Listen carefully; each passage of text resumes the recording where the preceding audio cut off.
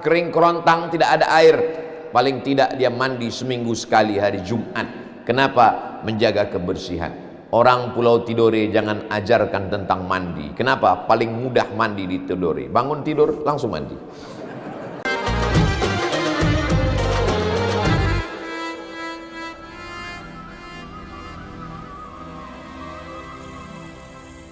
Apa kabar bapak-bapak, ibu-ibu, sehat semua? Alhamdulillahirabbil alamin. Allahumma salli ala sayyidina Muhammad wa ala ali sayyidina Muhammad. Laisa minna, tidak dianggap sebagai umat Nabi Muhammad sallallahu alaihi wasallam, man lam yarham saghirana, tidak sayang kepada yang muda-muda, walam ya'rif syarafa kabirina, tidak hormat kepada yang tua-tua.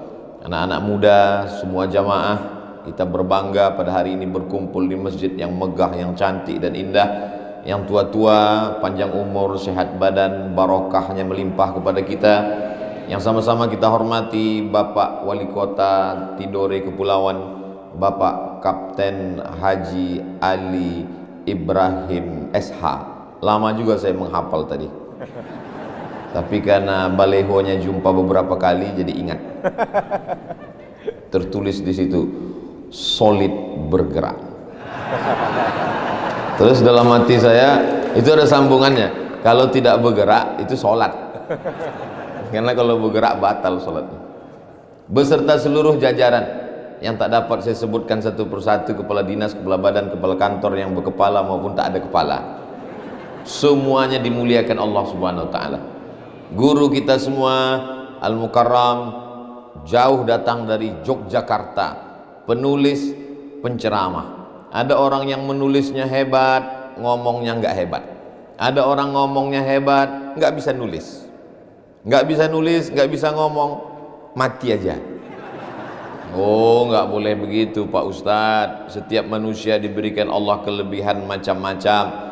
Mungkin ada pada hatinya, mungkin ada pada lisannya, mungkin ada pada hartanya, mungkin ada pada kuasanya. Maka ketika melihat orang, lihatlah kelebihan yang diberikan Allah Subhanahu wa ta'ala. Tak dapat saya sebut satu persatu karena keterbatasan waktu. Hadirin hadirat, muslimin muslimat, mukminin mukminat yang belum kawin dan belum sunat, semuanya insya Allah dimuliakan Allah Subhanahu wa ta'ala. Amin ya rabbal alamin. Di antara pelajaran SD yang masih saya ingat sampai sekarang adalah di dinding kelas kami ada gambar Sultan Nuku dari Tidore.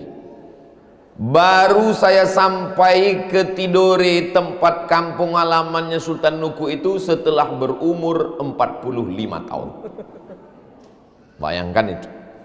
Saya lahir 1977, sekarang 2022, umur sudah 45, walaupun banyak orang tetap mengatakan 25, ya nggak apa-apalah.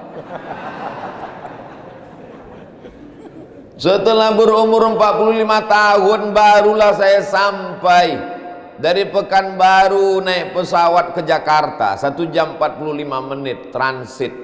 Nunggu lagi pesawatnya jam 2 malam baru terbang kemari. Jam 2 malam baru terbang. Begitu terbang tertidur, bangun belum juga sampai.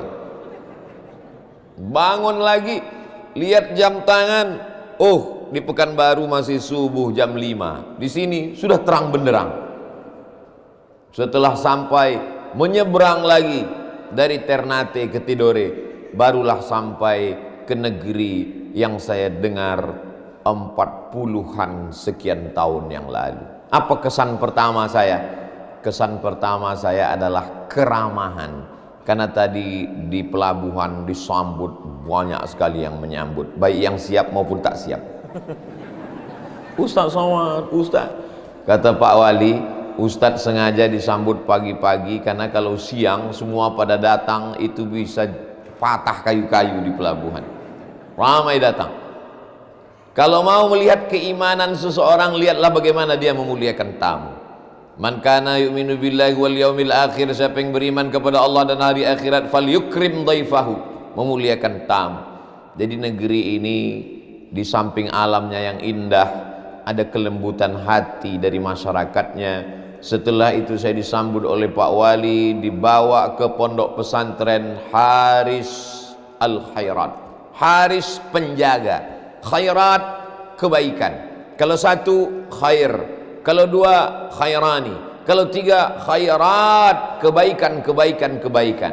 Banyak kebaikan di Pulau Tidore dan mesti ada yang menjaganya. Harisul Khairat disambut dengan santri-santri laki-laki, perempuan, melambaikan tangan, menyambut, bersolawat, diberikan. Tapi saya dipesankan, Ustaz Somad jangan lama-lama karena kita nanti akan naik pesawat menuju Pulau Bacan.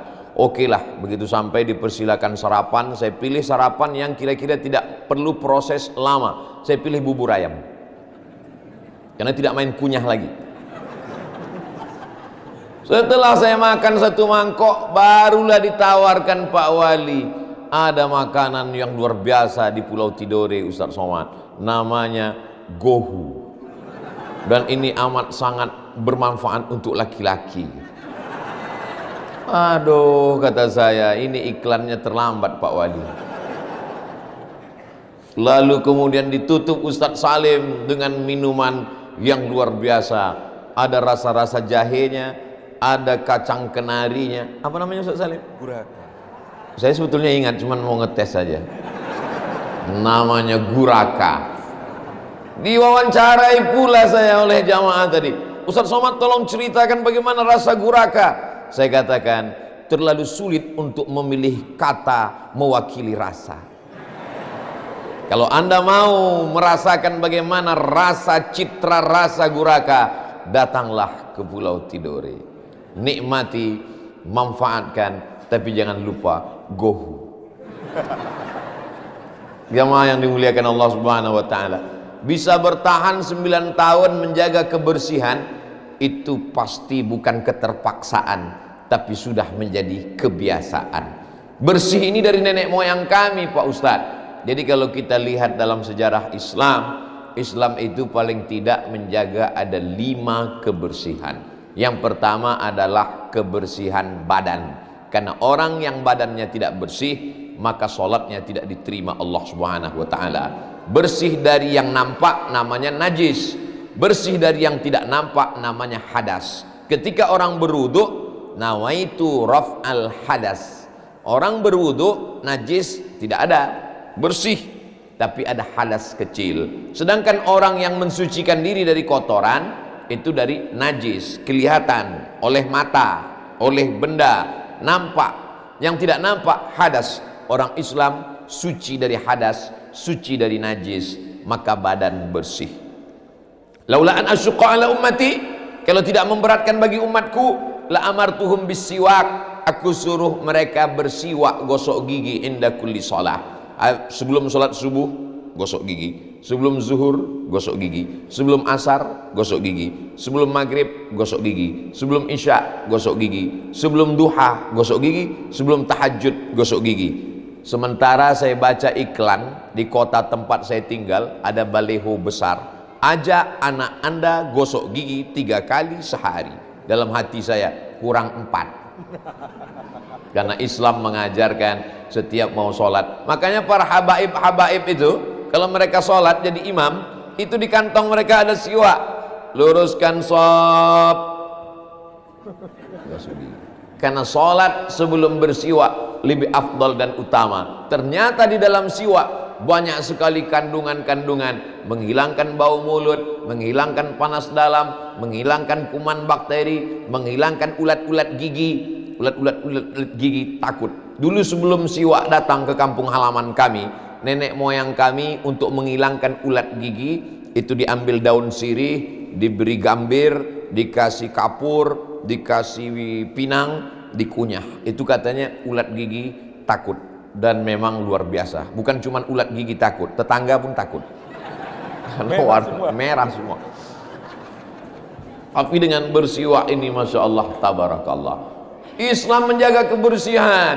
Makanya kita ingat dulu waktu di sekolah di pesantren, hari Senin pemeriksaan kuku. Kuku tidak boleh panjang, karena kalau panjang air wudhu tidak masuk. Karena kalau panjang, anak-anak sekarang, saya waktu jadi dosen saya periksa anak-anak di kelas, itu kenapa kukumu itu hitam di atas?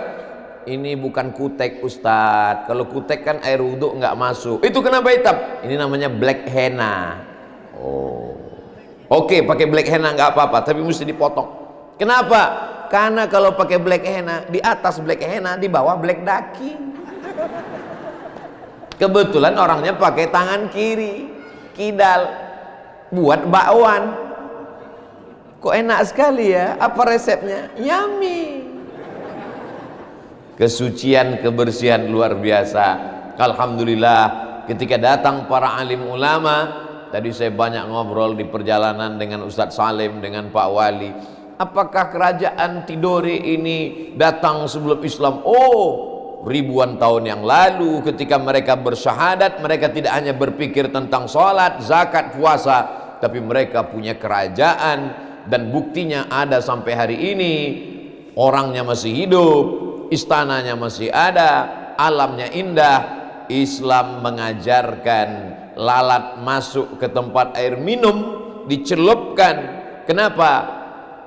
Fa inna fi ihda jinahaihi, dalam salah satu sayapnya ada penyakit, wa fil ukhra syifa, dan satu sayap lagi ada bakteri. Sayap kiri, sayap kanan ada bakteri, ada kuman bakteri negatif, ada yang positif. Itulah teori dalam vaksin, ada yang menjadi obat, ada yang menjadi penyakit.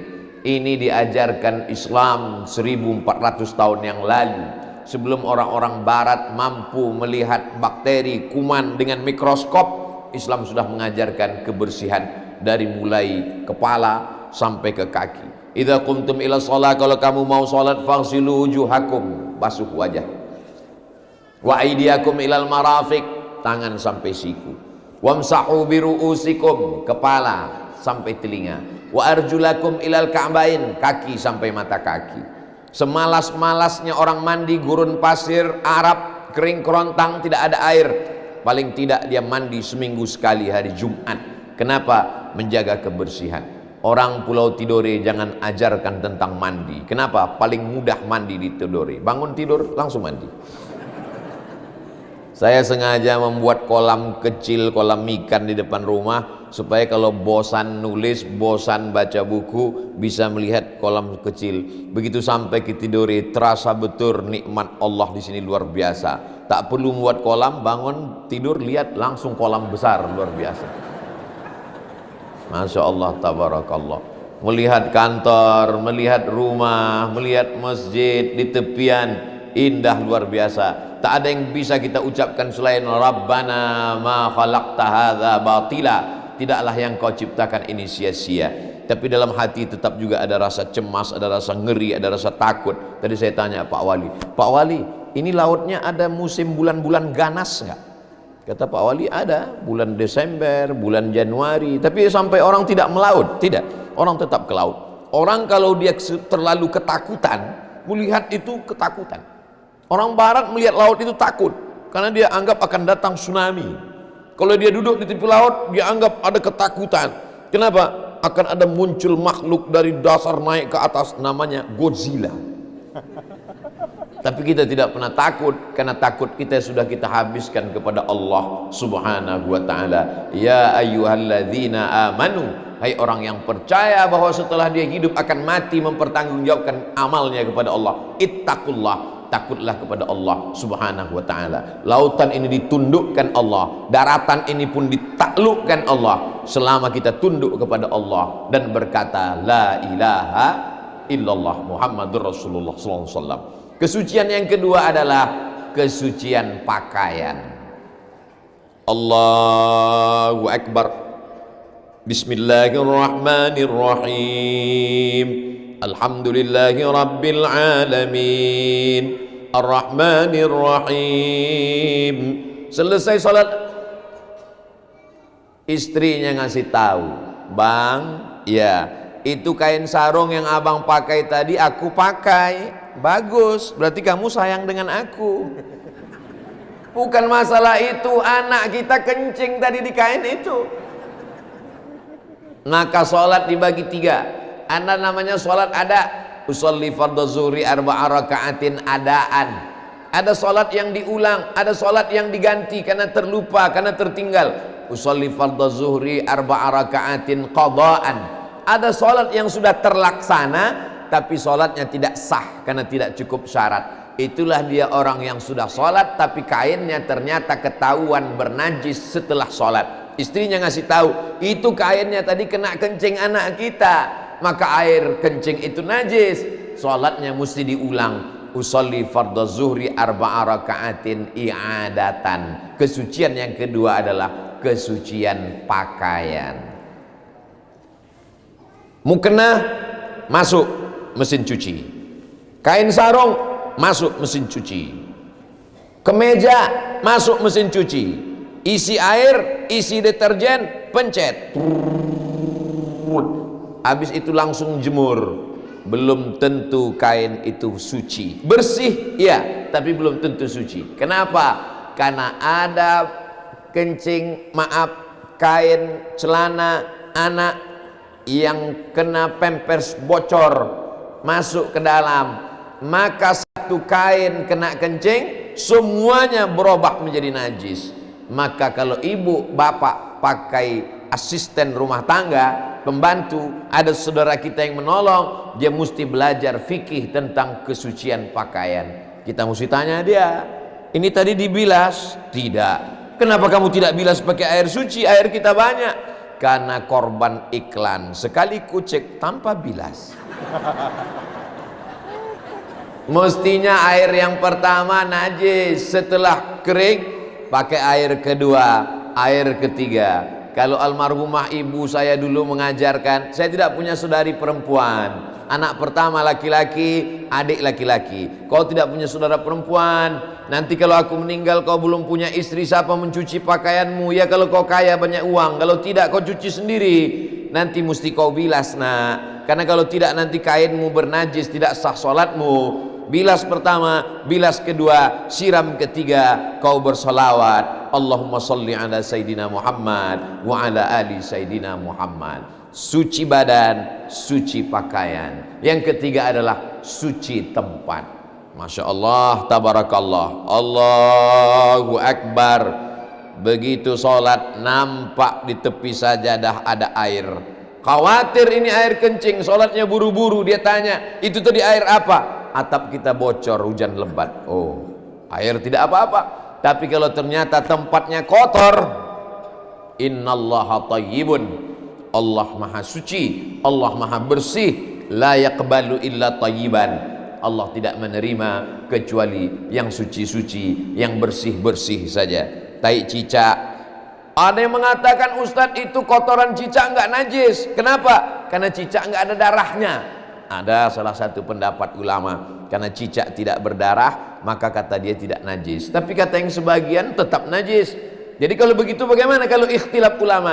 Al-khuruj minal khilafi aula, keluar dari khilaf lebih baik.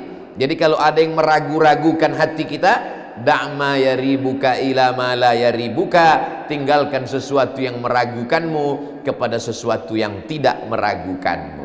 Islam tidak menyuruh kita berkotor-kotor, berbau-bau. Makanya dalam hadis dikatakan, man akala basalan, siapa yang makan bawang merah, au sauman, makan bawang putih, falyatazil, maka tinggalkan, jangan dekat-dekat dengan masjid kami. Kenapa? Karena baunya mengganggu orang yang sholat. Habis makan bawang merah, bawang putih, mentah, belum gosok gigi, sholat sunat, ayatnya kul a'udzu birabbin nas. Bayangkan bagaimana tersiksanya kawan di sebelah. Aku khusyuk, betul, kau khusyuk, aku busuk, kata dia. Jamaah yang dimuliakan Allah Subhanahu wa taala, suci badan, suci pakaian, suci tempat. Tapi ini yang zohir-zohirnya saja. Ada yang lebih halus daripada itu. Itulah yang keempat, suci hati. Hati ini mesti disucikan. Di antara yang merusak hati kita adalah hasad. Makanya setiap hari kita baca, wa min syarri hasidin idza hasad. Ya Allah, sucikan kami dari penyakit hasad ini ya Allah. Amin. Tapi saya yakin dan percaya semua jamaah ini hatinya sudah bersih dari hasad. Kenapa Ustaz tahu jamaah ini bersih dari hasad? di atas karpet ada pentas, di atas pentas ada karpet lagi, di atas karpet ada kursi, di atas kursi ada 3 orang, Pak Wali, Ustadz Salim, Ustadz Somad. Ini rasa-rasanya kami adalah sultan-sultan dan raja-raja sekarang. Tapi semua pasti akan berakhir. Saya sudah dikasih tahu dengan handphone panitia, Ustadz Somad waktu tinggal 15 menit lagi.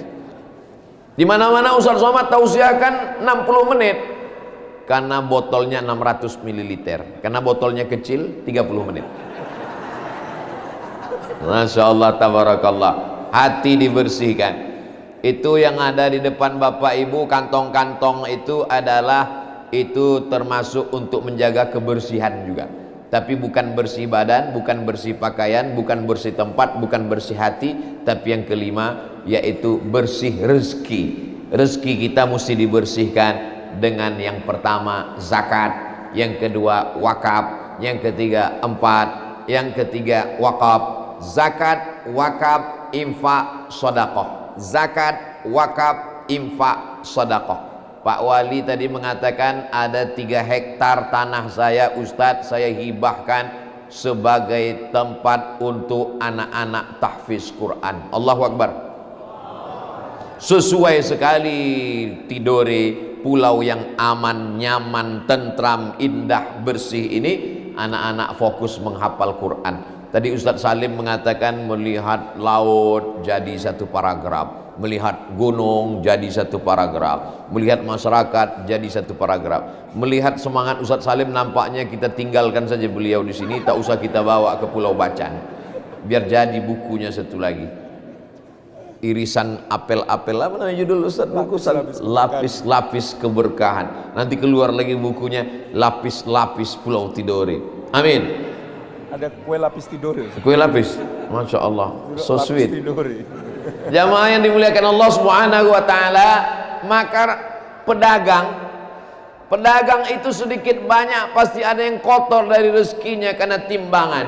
Satu surat khusus dalam Al-Quran tentang timbangan. Wailul lil mutaffifin, celaka orang yang main timbangan. Alladzina idza talu 'alan nasi yastawfun, kalau dia beli beras, beli cabai, beli bawang, beli ikan, dia timbangannya mesti penuh.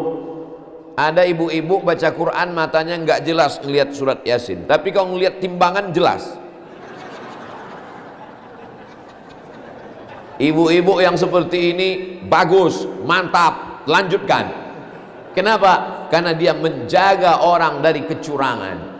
Ada orang di tempat kami menanam kebun kelapa sawit, setelah itu dipanen sawitnya, di antara tandan yang besar dengan tandan yang kecil beratnya sama. Tandan besar 50 kilo, tandan kecil 50 kilo. Kita pun duduk di timbangan itu 50 kilo juga. Karena memang sudah di setel. Ada orang berkebun karet di tempat kami, begitu karetnya ditimbang, kecil karetnya tapi berat sekali, pas dibelah rupanya batu bata di tengah. Man ghasyana falaysa minna, siapa yang menipu kami bukan golongan kami. Nabi Muhammad SAW masuk ke pasar, dimasukkannya tangannya ke dalam tumpukan makanan. Ma hadza ya sahibat ta'am, hei pedagang, apa ini? Kenapa yang di luar kering cantik bagus, kenapa yang di dalam busuk berbau? Ashabahul matar, kena hujan ya Rasulullah. Karena kena hujan basah di dalam, lalu aku tutupi dengan yang kering. Kata Nabi, man ghasyana falaysa minna, siapa yang menipu bukan umat Nabi Muhammad sallallahu alaihi wasallam. Jadi kalau kita jaga yang 5 ini, kebersihan badan, kebersihan pakaian, kebersihan tempat, kebersihan hati, kebersihan rezeki, maka insya Allah hidup kita akan damai. Tadi di antara yang kami bahas di perjalanan, semuanya, hampir semuanya menyenangkan. Bersihnya menyenangkan, kesultanannya menyenangkan, sejarah Islamnya menyenangkan, alamnya menyenangkan, masyarakat suku-sukunya menyenangkan, hubungan antara Ternate dengan Tidore menyenangkan. Ada satu yang mengkhawatirkan, semua keindahan ini akan hancur Pak Ustadz kalau sampai terjadi konflik agama. Itu yang saya tangkap dari pembicaraan dengan Pak Wali tadi. Kenapa? Ini lalang kering. Kalau sampai ada percikan api, dia akan membakar. Dan kalau sudah terbakar, menang jadi arang, kalah jadi debu. tak ada maknanya sama sekali. Jadi kalau untuk menjaga supaya negeri kita damai, tidak ada cara lain kecuali menanamkan pendidikan Islam yang benar, rahmatan lil alamin, kelembutan kepada anak-anak kita, supaya dia tidak tersulut dengan pemikiran-pemikiran yang macam-macam yang lahir dari internet, dari medsos yang tidak jelas. Ustaz Somad kan kami kenal dari medsos juga.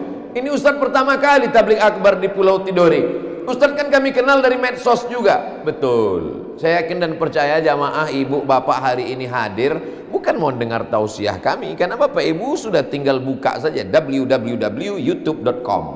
Tulis saja di situ Ustaz Salim Afillah, muncul Ustaz Somad, muncul.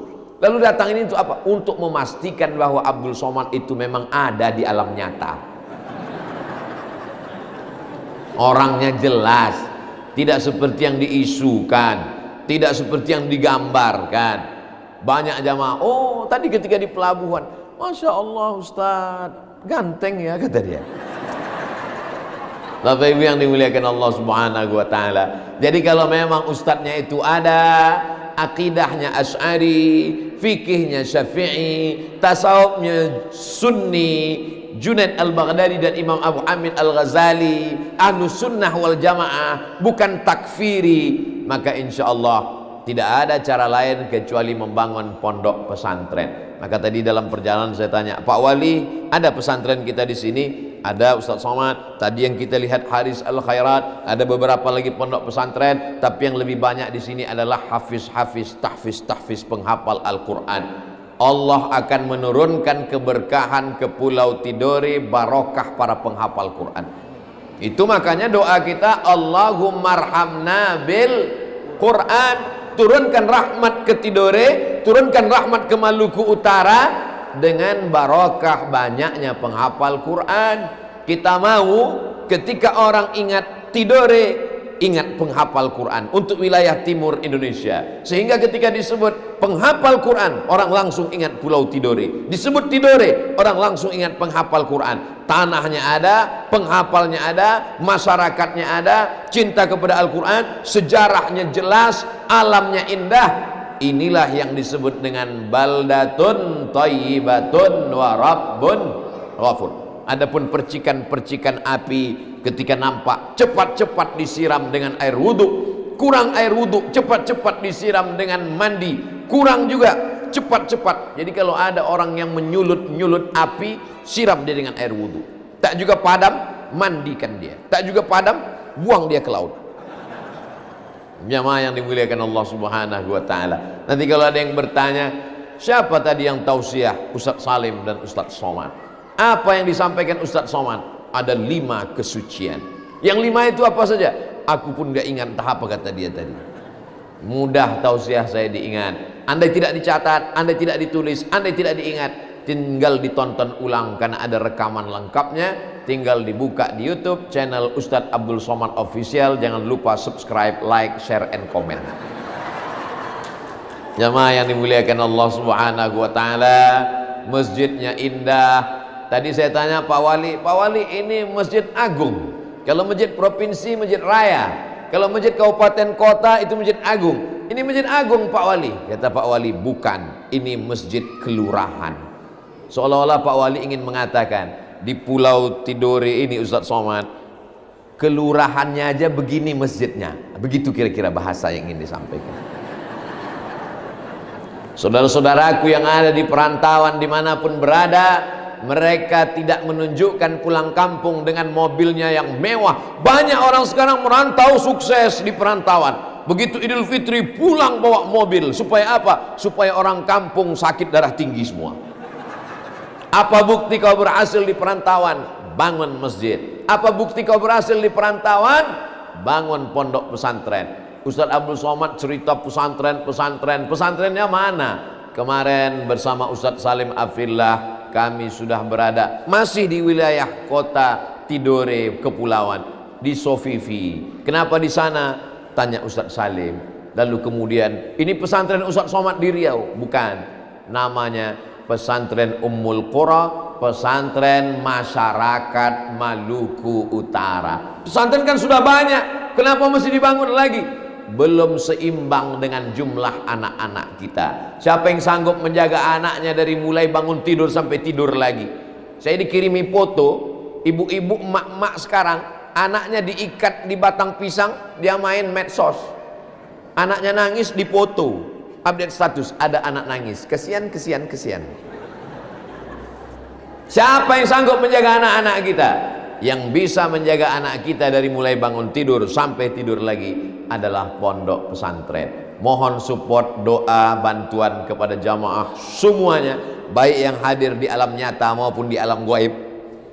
Yang di alam gaib maksudnya nggak datang tapi menyaksikan melalui medsos, Instagram, FB, YouTube.